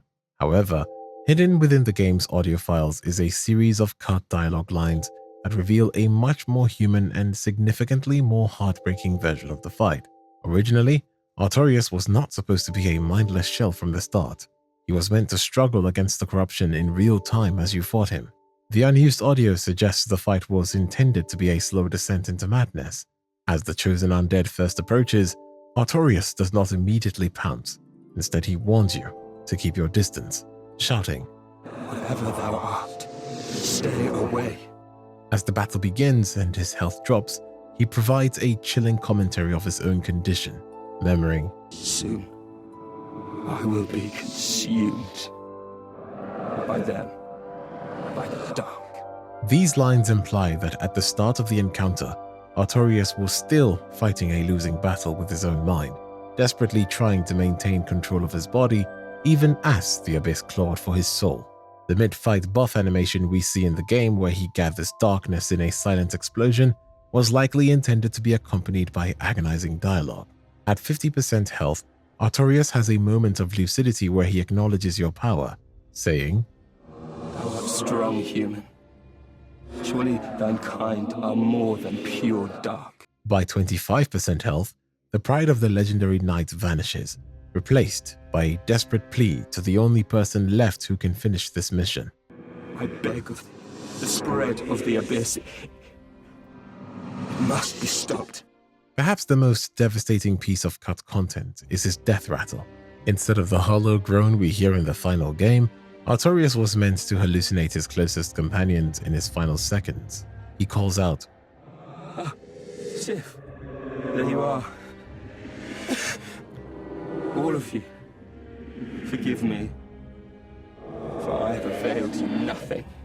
This paints a picture of a man driven by an immense sense of duty who died believing he had failed everyone he ever loved. It also supports the theory that Artorias was a younger, more idealistic knight than veterans like Ornstein or Goff, an expert in the dark who was forged after the war with the dragons, only to be broken by the very element he was meant to conquer.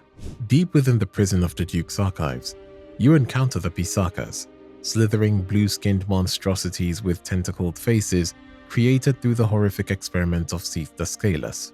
While most of these creatures are aggressive and mindless, there are two specific passive Pisakas huddled in the back corner of the cell's area that refuse to attack. If you approach them, you will notice a chilling detail that sets them apart. They're sobbing. Unlike their kin, who emit wet mechanical hisses, these two produce the unmistakable sound of human weeping. They have no vocal cords or lungs left, yet the sound of maternal grief seems to vibrate directly through their blue, chitinous skin. Upon slaying them, they drop two specific miracles: soothing sunlight and bountiful sunlight.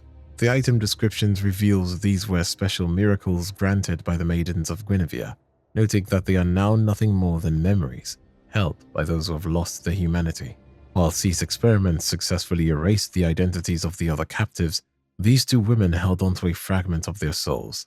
They possess just enough consciousness to realize the magnitude of their violation, but not enough of human bodies to escape it. They are not huddled in that corner out of fear of the player, but out of lingering shame. They are the final tragic remains of Guinevere's own handmaidens, trapped in a monstrous form, mourning the light they were once sworn to protect. While Elden Ring is often seen as the culmination of From Software's work, the game is physically built on the bones of Dark Souls. For example, the transition from Demon Souls to Dark Souls turned simple warp points into functional hubs. In Demon Souls, Arc Stones were just teleporters, but Dark Souls expanded them into bonfires where you could level up and manage your inventory.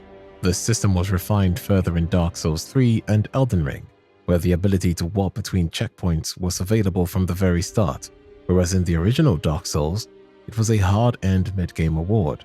The mechanical recycling is even more apparent in the enemy design. The Erdtree avatars found guarding the minor Erdtrees in Elden Ring use the exact same skeleton and a significant portion of the moveset from the Asylum Demon in Dark Souls 1. This includes the iconic butt slam and the horizontal staff swings. Similarly, the Godskin duo functions as a deliberate mechanical callback to both Ornstein and Smough, and the Four Kings. They mirror the power-up dynamic and the use of arena pillars from the Anor Londo duo while adopting the shared global health bar mechanic from the Four Kings, allowing you to deal damage to the boss's total HP even after one of the individuals has been defeated. Even though the status effects and items share a common lineage, the Estus Flask system was a major departure from the unlimited grass munching of Demon Souls, introducing a strategic rechargeable resource that has remained a standard through to the Crimson Flasks. Status effects like Bleed were also reworked. In Demon Souls, it was a slow health drain similar to Poison, but Dark Souls introduced the burst percentage-based damage that became the identical evolution of the Curse status. While Dark Souls 1 famously halved your HP for being cursed, later titles and eventually Elden Ring opted for the instant death mechanic that resets you to your last checkpoint. These reused calls go beyond the locations as well. The Ashen Capital at the end of Elden Ring bears a striking visual and thematic resemblance to the Kiln of the First Flame and the Ringed City, showing a world buried under the weight of its own history.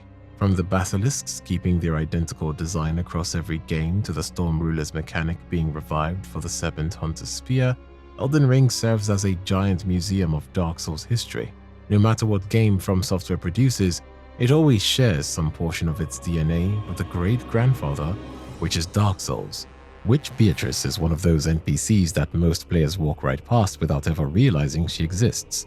Her summon sign is hidden under a bush in the Darkroot Garden, right before the Moonlight Butterfly flight. If you have at least 10 intelligence and are in human form, you can bring her in, and she will basically solo the boss for you with high-level sorcery. However, her story takes a nosedive once you reach New Londo. You can summon her again for the 4 Knights, but she is notoriously useless in that fight. She barely does any damage, and because summoning a phantom increases the boss's total health, she actually makes the fight significantly harder. Most players who bring her along end up regretting it as the 4 Kings overwhelm them. The real tragedy is found after the kings are dead. If you backtrack through the Valley of Drakes, specifically the ledge near the shortcuts to Firelink Shrine, you will find a lone corpse. On it is her entire witch set and her catalyst. The grim reality is that Beatrice died right there, just a few feet away from safety. Regardless of whether you ever use her as a summon, most people miss this body because there is almost no reason to visit that cliffside late in the game, making her lonely death one of the most easily overlooked final endings in Lordran. Nito himself is a pretty manageable boss, But the real nightmare is the crowd of skeletons that constantly poke you in the back while you are trying to dodge his Gravelord's sword. Most players spend the entire fight running in circles just to stay alive, but there is a specific gear check that turns this fight into a cakewalk. If you bring a divine weapon into the arena, you can kill the skeleton permanently. Usually, skeletons in the Tomb of the Giants just pull themselves back together after a few seconds after you shatter them. But weapons upgraded with the Divine Ember, which you can give to Andre, have a hidden property that purifies them. Once a skeleton is hit with divine damage, it stays down for good. If you take a few seconds at the start of the fight to smite the small skeletons with a divine club or sword, they will not rise again, leaving Nito completely isolated and vulnerable. Nito is one of the only bosses in the game who doubles as a Covenant leader, but his Gravelord servant system is surprisingly fragile. To join, you have to find a specific coffin in the catacombs and hitch a ride to his chamber before he becomes hostile. Once you're in, you use the Eyes of Death to infect other players' worlds with high difficulty phantom enemies. It's one of the most unique multiplayer mechanics in the series because it forces other players to find your sign and invade you to stop the curse. The catch is that the entire Covenant is tied directly to Nito's life, since you need to offer Eyes of Death to Nito himself to rank up and earn rewards like the Gravelord Greatsword dance. Killing him for his Lord Soul effectively kills the Covenant. Once the Master of Death is gone, the cult ceases to function. You can't offer any more items, and the system shuts down. Framt and Kath are two of the most untouchable NPCs in the game. In the retail version, they are functionally immortal. You can smack them as much as you want, but they will either just fall asleep or vanish into the ground. However, data miners found that From Software originally built them to be fully combat ready. Buried in the animation files is a complete set of combat behaviors for the primordial serpents, including bites, recoil reactions to being hit, and even a unique death animation. When modders enabled these enemy flags in a debug environment, it revealed a functioning boss-light encounter where the serpents lash out with aggressive snaps. They even drop souls upon dying. The most likely reason this was scrapped was to prevent a catastrophic soft lock. If a player accidentally killed Framt or Kath before replacing the Lord Vessel, it would essentially break the game's progression, making it impossible to reach the final boss. To keep the game stable, the game just switched their killable status off. One of the strangest pieces of cut content is not a weapon or an enemy, but an unused performance by Guinevere, Princess of Sunlight. While she remains perfectly still throughout the game, modders found a set of courtly animations linked to her model that never play. In one, she raises her hands to her mouth in a graceful kiss. In another, she extends her arm as if addressing a royal audience. Her lips move and her eyes track, suggesting these were intended for a dialogue sequence or a grand reception cutscene. These fragments hint at a version of Anor Londo that felt more like a living city and less like an illusion, buried deep under layers of code when no player was ever meant to see it. In the lightless pits of Ulasil Township, you can stumble upon a unique tool called the Sliver Pendant. For most players, this is a mandatory pickup because the developer notes scattered around the area hints that it is the only way to survive the relentless dark beat spam of Manus, Father of the Abyss. When activated, the pendant produces a shimmering transient barrier of light that reflects dark sorcery, turning a potential one-shot death into a survivable albeit tense encounter. However, the pendant's true utility is far broader than just a single boss fight. Whether you are dealing with the homing soul masses of the bloated sorcerers who snipe you from the rafters, or you are facing a player in PvP who is spamming dark spells, the silver pendant can nullify any dark threat entirely. It functions as a reusable consumable with no cost other than the timing required to activate it. Pinwheel is famously mocked as the easiest boss in Dark Souls. Most players kill him before he can ever finish his teleportation animation, especially if you summon Paladin Leroy, who is capable of ending the entire fight in 3 massive overhead swings of his hammer. Because his health pool is so staggeringly low for a mid to late game boss, a huge portion of the community has never actually seen his intended second phase or realized he has the last stand mechanic. If you intentionally drag the fight out and bring Pinwheel down to roughly 30% HP, any existing clones in that area instantly vanish, and Pinwheel immediately summons 8 clones simultaneously to surround you. This is the only time the game allows this many clones to be active at once, and it is the final time he can use the summoning ability during the fight. The real irony is that most other players don't even know this boss is capable of doing this and has an entire second phase. Sen's fortress is often referred to as the funhouse by the community, mostly due to its heavy reliance on swinging axes, boulder ramps, and hidden pressure plate traps that launch volleys of darts into your back. While the standard way to survive is to memorize the floor tiles and use your reflexes to roll through the fire, there is a much slower, more methodical way to dismantle the fortress's defense to neutralize the traps before you ever step into their range. You can actually trigger almost every floor mechanism from a safe distance using a bow and arrow. By shooting an arrow directly at the raised stones embedded in the floor, you can force the dart launchers to fire while you remain positioned well outside their line of danger. This is particularly life-saving in the narrow corridors, where the traps are perfectly timed to stagger you just as a man-snake is winding up a heavy attack.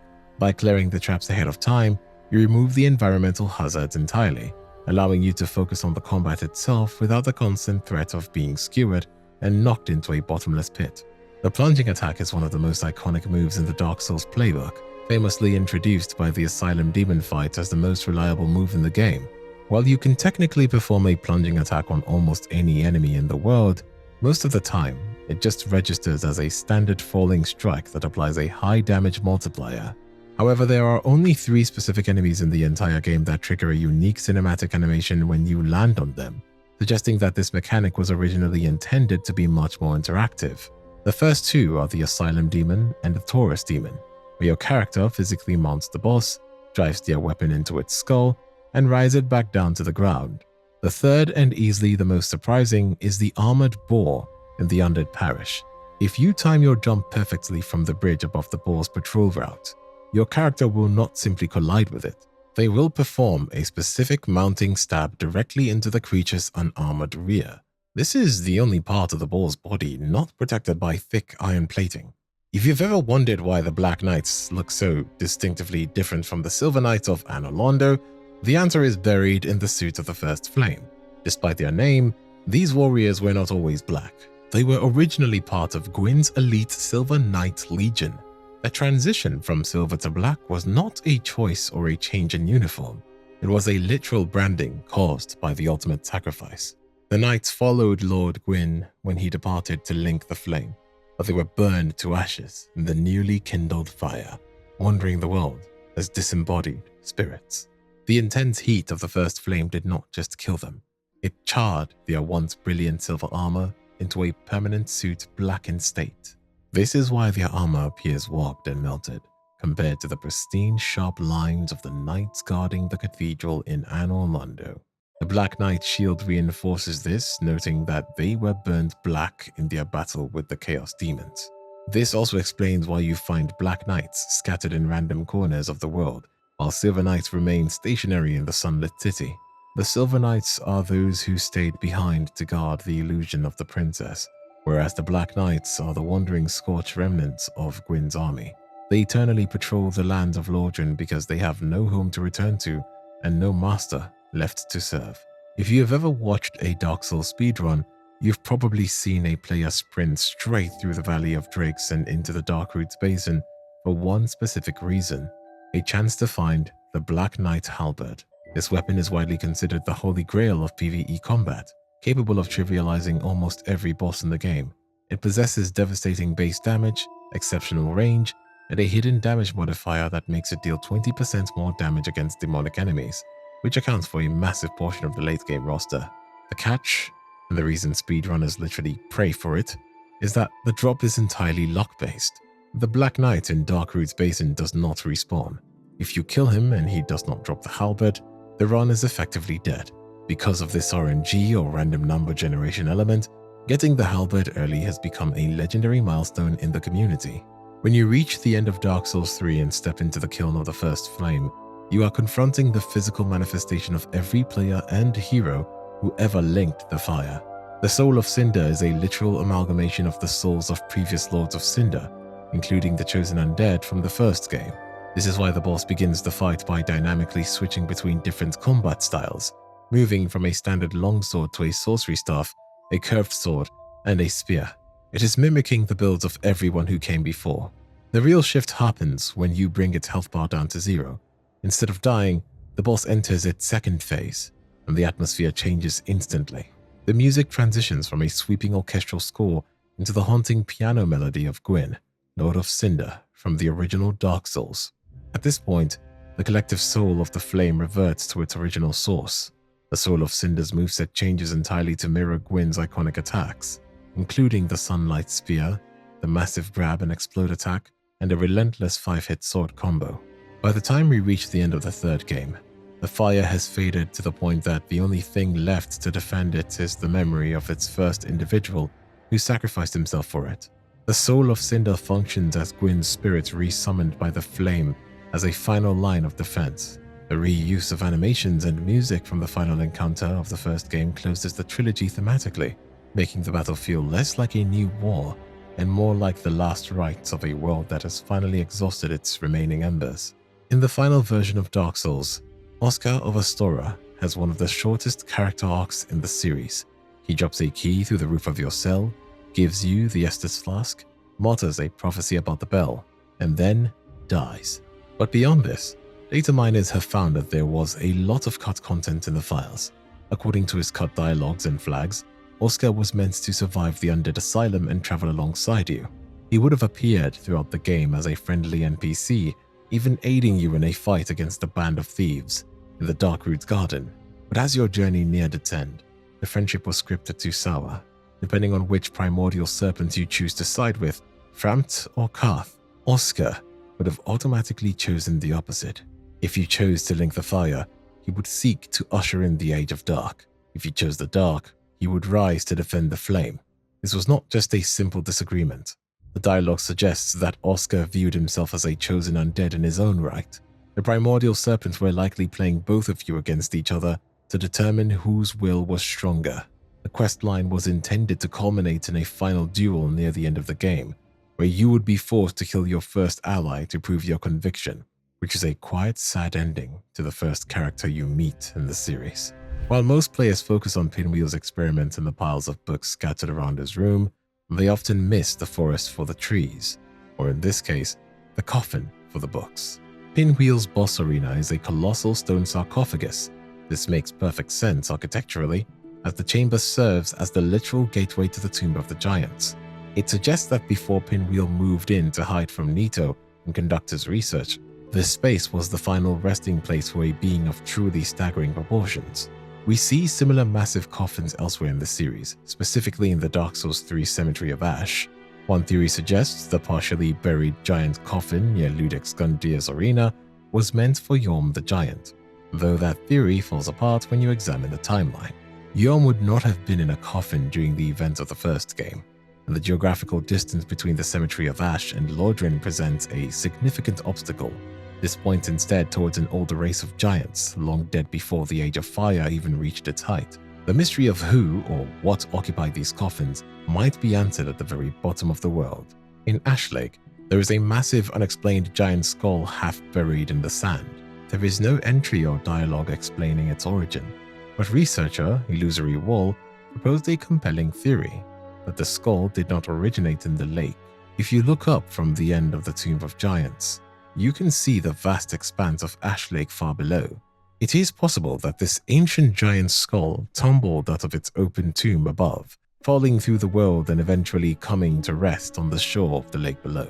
The theory is very obscure, but nonetheless cool to speculate. The DNA of Dark Souls wasn't born in a boardroom, but it was born in a library.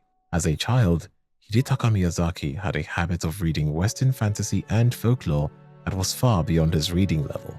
Whenever he encountered a world or a concept he didn't understand, he would look it up and he would simply imagine what it meant.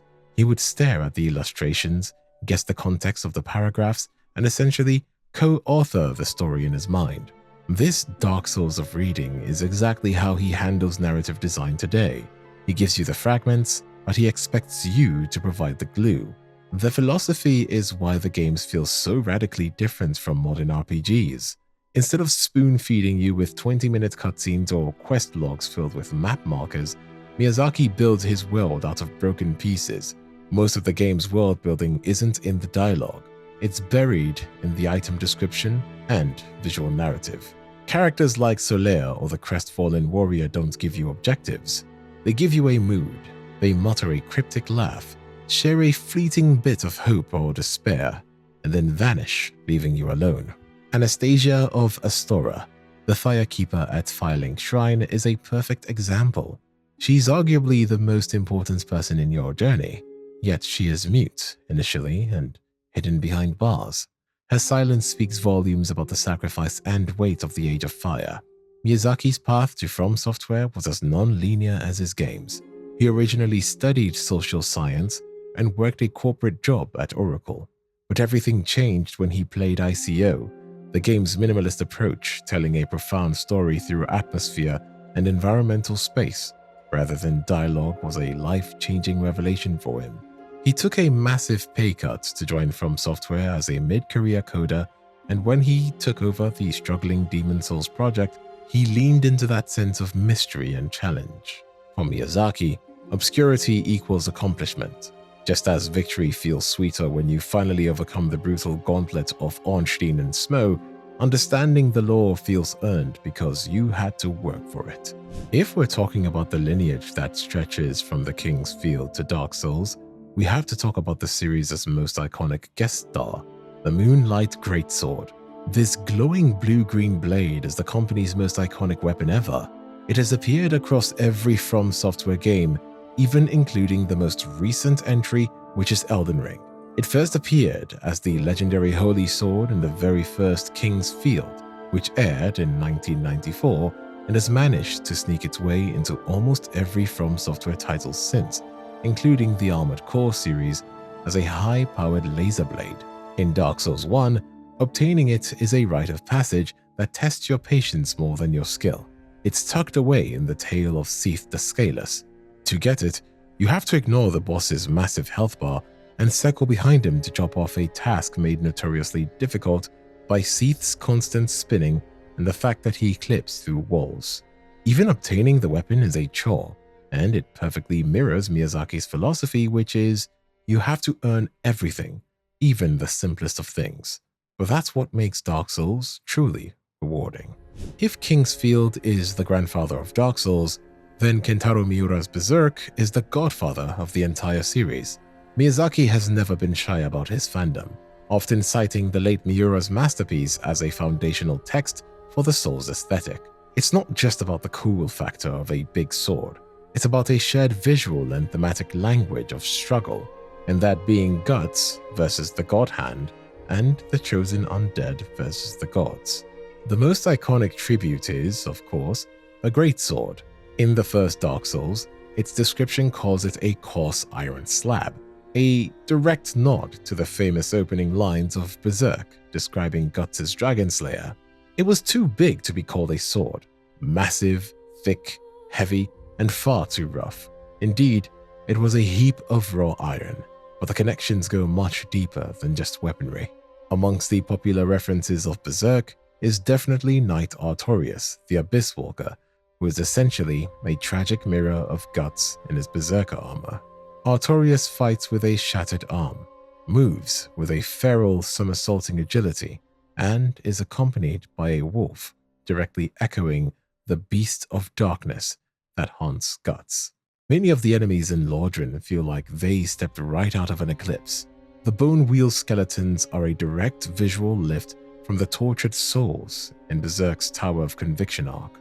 Even the red eye orbs used for invasions share a haunting resemblance to the Beherit, the Egg of the King, that triggers a world-altering sacrifice.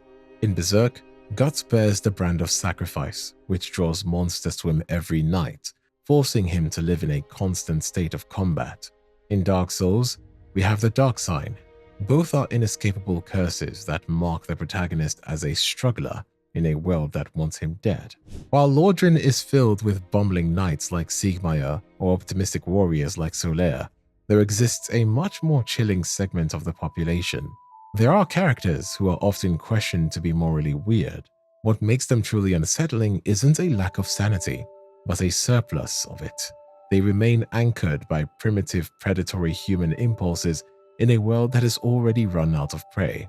While everyone else struggles against the tragedy of the fading fire, these souls kill, pillage, and lie simply because they can. Petrus is the peak of uncanny behavior. He presents himself as a pious pillar of support, a cleric with a soft rhythmic voice and a polite greeting. He even gives you a copper coin as a token of peace.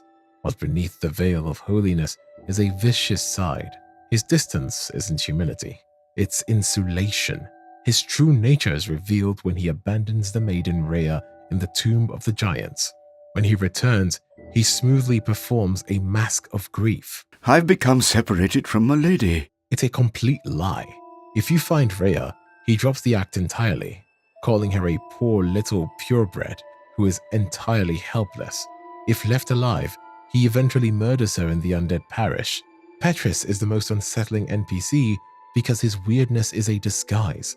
He is the wolf in sheep's clothing who realizes that faith is just leveraged and a clerical vow is just a cloak for a crime. Another pretty morally devious character is Lothric. Even the armor he wears is deceptive. He wears the embraced armor, where the arms of the goddess Fina wrap around him in a perpetual cold hug. His weirdness is a terrifying stillness. He sits in Filing Shrine, staring at the mute caged firekeeper, and gives out that cold laughter. Lothric is a parasite who sees the world as a vessel to be emptied. He doesn't want to find a sun or a purpose. He wants the humanity inside the living. He eventually fulfills his predatory countdown by murdering Anastasia and extinguishing the bonfire, your only point of safety. He is perfectly adapted to the dark, winning not through heroism, but by taking from those too weak to keep what they have. Whether it's the pious wrath of Petrus or the golden greed of Lothric, Lordran proves that humanity's true darkness isn't a lack of fire, it's the predatory surplus of it. But as the flames of Lordran finally flicker into embers and the names of Gwyn and his chosen undead fade into the fog of history, the cycle does not end, but it merely shifts. The legend of the first flame travels across the sea and through the ages, landing in a new fractured land, a land built on the ruins of 4 great souls and the crushing weight of a crown that just might be a curse in disguise. Pack your bags and get ready, because next time we're diving into the ocean spray and the soul-starved lands of Dranklake, where the events of Dark Souls 2 unfold. See you there.